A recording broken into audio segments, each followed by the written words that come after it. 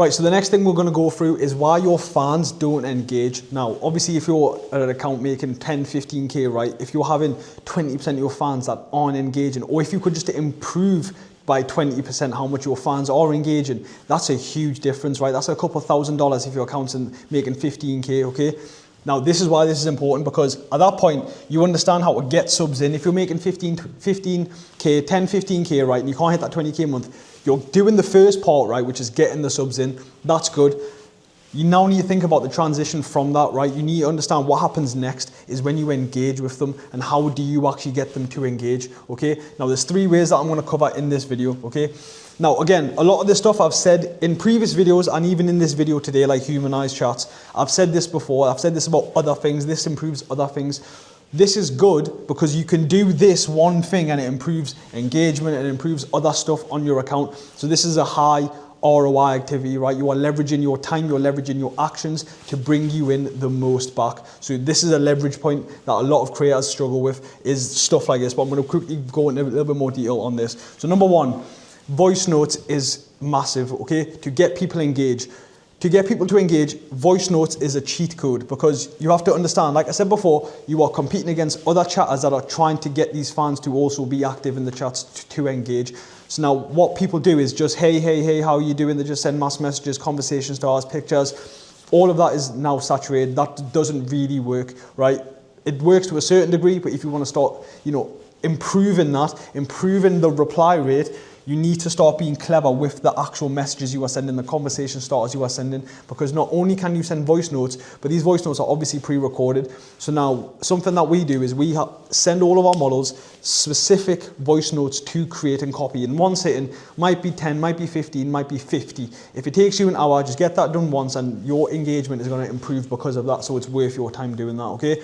So we have set voice notes that we have for specific creators, all of our creators, sorry, but the voice notes are specific to their brand, their niche. We continue that on, like I've said before.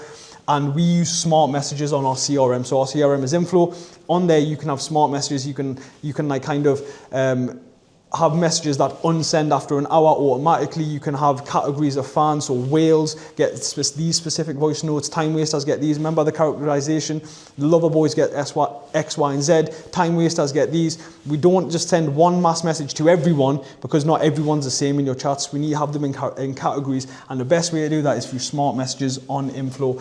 If you're not on a CRM and you're running your account by yourself, just download Inflow. It's honestly worth it, because you can have these features. And if your agency, they obviously will have a CRM like Inflow or something else. And if they're not doing this, then what are they actually doing? They're wasting your time and their time, okay? The second thing you can improve is your feed posts, right? Your perceived value. Now, if you have a poor feed, and what I mean by this is loads of explicit content on there, loads of like spammy games, and not authentic, right? If it's bad quality posts as well, that is everything. Because go back to the last board, first impression, when a fan subscribes, this is the first thing they see. Now, if your page is too explicit, if you're showing too much, why would they ever go into the chats? They're just going to get what they want and leave you alone.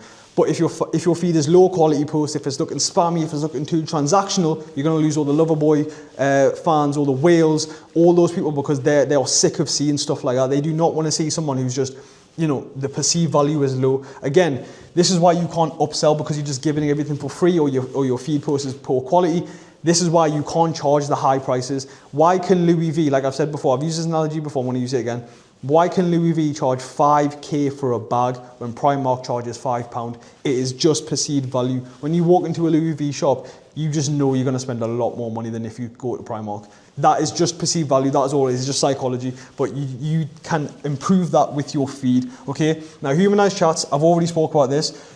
No BS chats, right? You don't want to be having bollocks chats. Okay. You do not want that. You want to actually be having interesting chats. Not you yourself, but your team. Your sales team should be doing that, because it brings in more money. You need to be humanizing chats. You do not want the fans to be bored of the same sequence that every other creator, their chatters, are doing, because those are your competition. So if you're humanizing your chats, you're standing out, and they're going to engage with you, which is the most important thing, which is the whole point of this. All of these things, if you add just one of them, you're winning. If you add all 3 of these, you're having a great time.